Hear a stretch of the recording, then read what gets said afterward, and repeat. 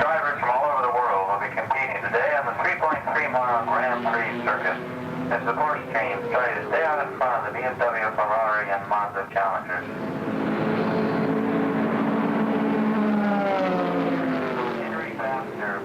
This is a story of more than just a car race. It is a portrait of personal challenge as a driving team, which includes the 50-year-old publisher of the Los Angeles Times, competes against the world's best racing talent. The team's leader and co-driver is John Thomas, a part-time race driver and full-time enthusiast. I'm going to be fairly conservative. I'm not going to be an all-out charger. We got a 6-hour go, and it's a hell of a deal. Got a lot of tough stuff out here to fight with. You know, there's a lot of really good cars, a lot of really good teams. Today's event marks the 31st annual running of John's co-driver, Otis Chandler, at the unlikely age of 50, hopes today to realize his lifelong fantasy of professional road racing. It's not something that one normally does at any age, and particularly not when one has been publisher of a major paper for 20 years and has not been experienced in race driving. This may be my one and only professional race.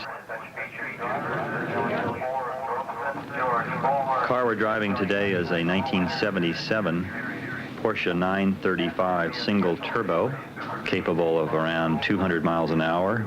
Good performance, but not competitive today with the twin turbo that have about 150 to 200 horsepower more than we do. It's got big, fat tires and a lot of scoops and looks nasty. It continues to be a hot, humid day. Rain showers are still forecasted for this afternoon. I'll be fully dressed by the time you get in. Okay, inside. okay, good.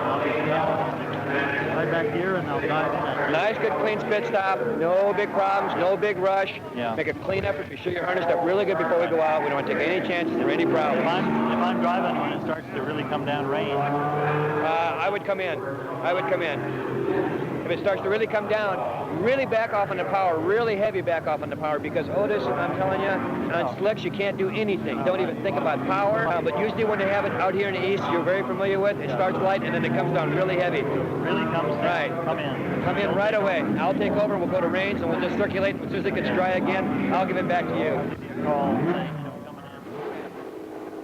The 51 cars are now lined up on the starting grid. Occupying the pole position for today's featured race is... We don't feel we have any chance to win the race or to finish in the top 2 or 3 because we're about 200 horsepower under the top 5 cars in the race that all have twin turbos. So we're going to be staying real tight, really inside, just staying clean, staying out of trouble, just run a good conservative first 5 laps, keep the wick down a little bit, sort things out, get a good shot for it, and then maybe start to pick up a little bit.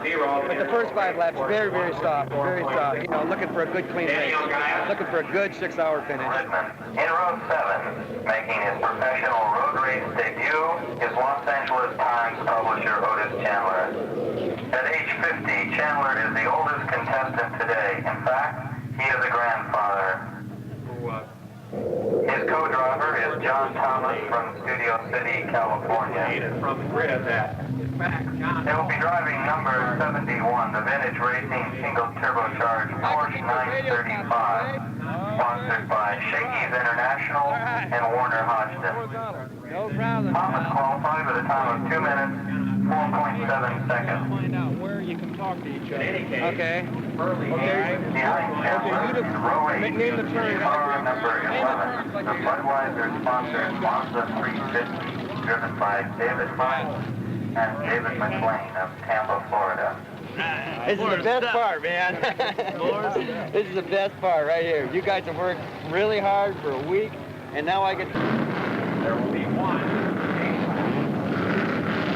I think that would be a real achievement for John and I and for our pit crew if this car has been practicing all week with the same engine that we came back with, the same gearbox. If we could just finish the race. The official police car today is the turbocharged Toyota Celica GT liftback.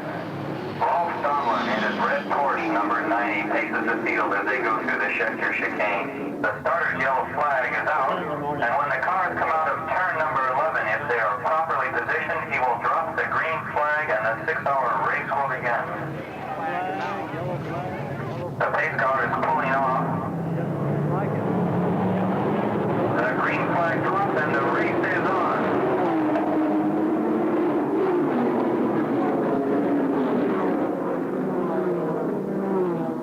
Dane Gaius makes a quick start for the lead and takes it from number 30. Jackie Ing slips by and Rolf Stomlin is right on their heels as they leave turn 2. And Gaius stays in front as they squeeze in a single file through the chicane. His 5 Porsches taking an early lead. They 60 knots to the lead as they hit speeds of 180 miles per hour down the back straight. Stomlin is second and the third place with Fitzpatrick in car number 30. It's in Gaius and Ames as the cars cross the third finish. Stomlin and Fitzpatrick are 3 and 4. Already there is one car into the pits. Red Corvette number 18 driven by David Kisak. And Gaius is still fighting off Jackie Inks in car number 1. With the 11 Grand Prix turns around a 3.3-mile course, there is little time for relax in this demanding race. The leaders are now starting to lap the stragglers. While the race settles down to a steady roar of horsepower, Chandler receives last-minute advice from a fellow driver. And downshift. Once more when you're back to 3. Yeah. You're right behind the Porsche. I've had trouble in practice coming out of that turn. We got to stay wide and very soft on the pedal. You back off a little bit. Yeah, otherwise you're really going to have problems. It's still a good duel going on as the leaders roar through the chicane. Jackie barely holding second place over Fitzpatrick. As he works his way through the traffic, Gaius continues to stretch out his lead. The first 5 laps were absolute hell. Everybody was everywhere. Nobody was where they were supposed to be. I don't like to do that to anyone, particularly a world-class driver. Waiting apprehensively for his turn to drive, Chandler realizes that with only one car and one engine, if something should go wrong with the Porsche, his dream of racing today would be shattered. This is one of Otis's biggest days in his life. I don't want to let him down.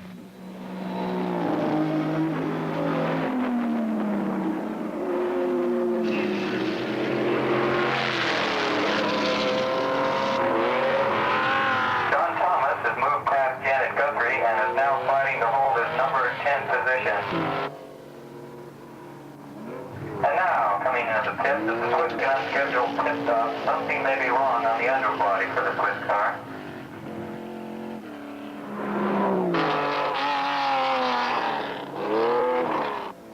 Smoothness, consistency. There's the things you got to think about. You've got 6 hours to go, and you've got to be around at the end. I mean, the whole thing is a totally worthless effort if we just don't finish this thing. The guys who go out there and be a 2-lap hero never collect any gold for all the effort the crew's done. You got to remember, the common goal among the whole damn team is to finish this thing. I've got 4 or 5 guys busting their tails around here to put this thing together and keep it glued together while I'm out there having all the fun. As a driver, we just sit here in this nice, comfortable chair. We got a nice trip around a nice scenic race course. Get to look at all the sweethearts, stand on all the corners. I mean, we really got to buy the machos. Of course, the seat can get pretty uncomfortable if you lose it, or your brakes go soft, or somebody decides to, have a shunt and get involved with you.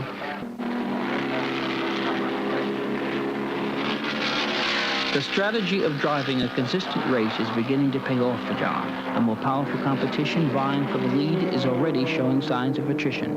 Mechanical failures are taking a toll, and the number 71 Porsche's position steadily improves. There is now a chance to finish in the top 10 if something doesn't go wrong.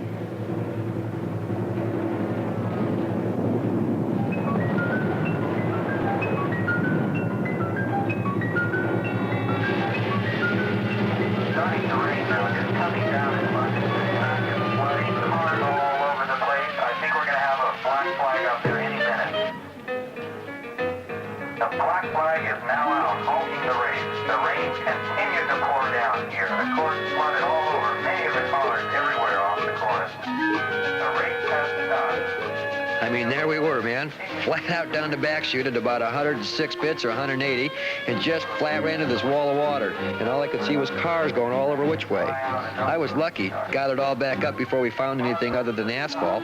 And by the time I got down the front straight, I couldn't see it all. I mean, the racetrack was gone.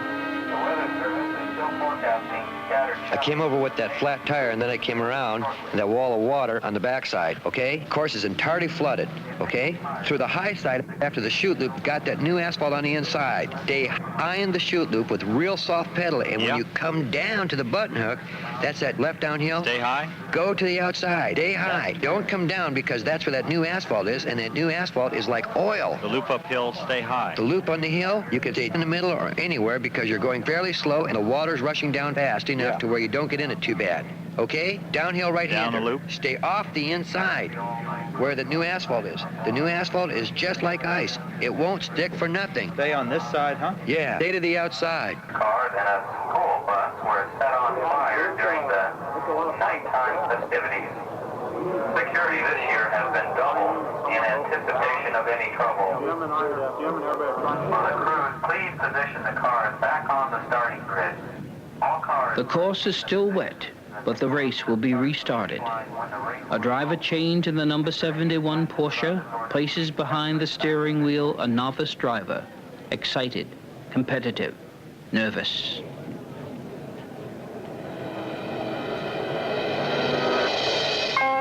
He's the most competitive person I've ever met in my life next to me. The guy's 50 years old and accomplished more goals in his lifetime than most people would probably try to accomplish in 5. And I've got 2 of the hot shoes, one in front of me, one in back of me, and I don't want to screw up their race today. I want to get off to a clean start.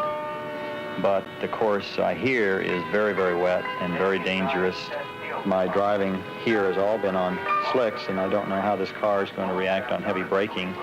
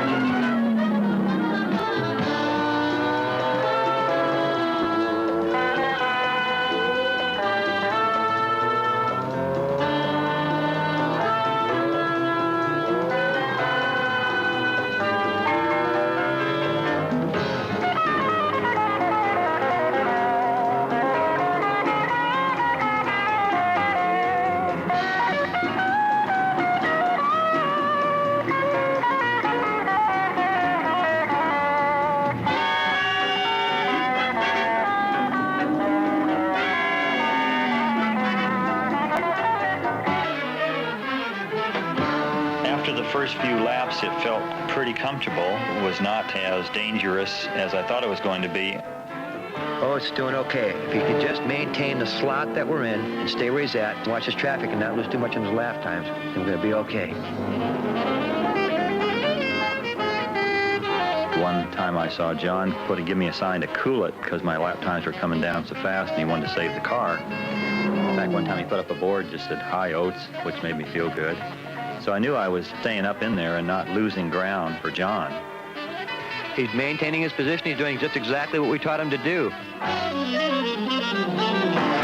I'm the one that's having a problem sitting here watching him go around. I'm so nervous I'm about ready to have twins. I just don't know what to do. He's just doing all the right things. He's doing better lap times than he's ever done. He's staying out of trouble. He's not going late on brakes too much. There's a yellow caution flag on turn 2. Leader Manfred Cherokee, car number 19, is only 25 seconds ahead of Peter Gregg in car number 30. Both cars driving extremely... After more than an hour, the extreme heat and humidity have begun to wear on Otis. I think the decision is to pull him in it. He's probably a little fatigued. It's hot. His lap times are going off. He's losing a second a lap.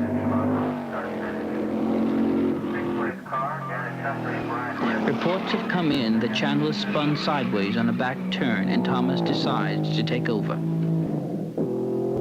I know I can pick up the 2 cars that are directly in front of me if I increase the boost from about 1.2 to 1.3.5.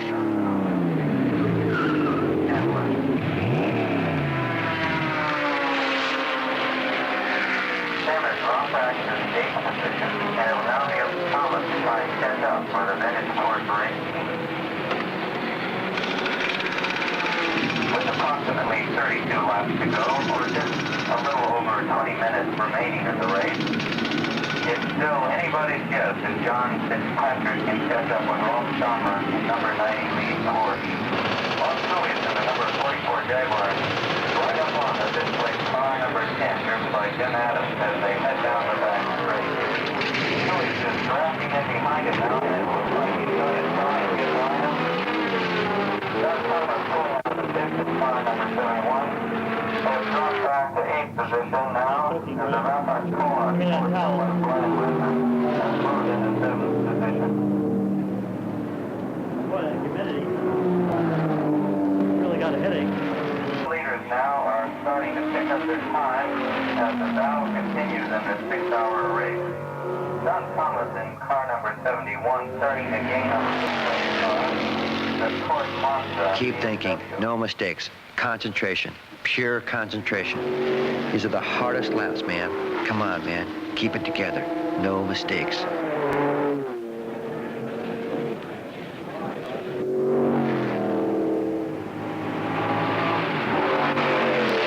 The dual-turbo Porsches continue to dominate, and with only minutes remaining, all the leaders are now driving much more aggressively. Thomas works hard to hold his position. His objective is still to finish, and he holds back slightly from driving all out. BMW will be able to catch the two turbocharged Porsche, but he continues to stretch out his lead over 4th place Hal Shaw in his twin turbo Porsche. Only 1 lap to go, and it's John Fitzpatrick in the white first Porsche heads out of turn 5, only 24 seconds ahead of Rolf Stommer. It looks like it's going to be Fitzpatrick getting the checkered flag as he heads into the final turn. And it's John Fitzpatrick, Tony Heinzman, and the Peter Gregg team taking the 6-hour win. And now approaching the finish line in a very admirable 6th place, the Otis Chandler John Thomas number 71 Porsche getting the checkered flag. I can't believe we have done as well as we've done. The race is over. The car's not damaged. I feel good. I thought we might maybe finish in the top, maybe 10th or 11th or something like that, but to finish 6th is really beyond our wildest dreams. Exhausted but jubilant, they have won hardly enough prize money to pay for today's gasoline and tonight's beer, but together they have achieved a special personal victory. I think probably the best feeling was hugging Otis. Can you imagine this guy, 240 pounds, 6'4", was just shaking so bad I thought he was going to disintegrate. I mean, he's 50 years old and he's still got the guts and stamina to accomplish these things. This is really out of sight to think a little old home team from California came back here with 1 car and 1 engine, 1 good driver and 1 non-driver, and we finished 6th overall and 3rd in our class, and we didn't hurt the car, we didn't hurt anybody else, we didn't hurt ourselves, and it's just out of sight. It's over. I want to gas the car, and let's do it again. Will there be another time? Can they hope to finish in the top 3 or even win? Or has today's personal achievement been enough? I thought this was supposed to be a tough race. There's not a mark on it. That's right. Some party. Sure it was.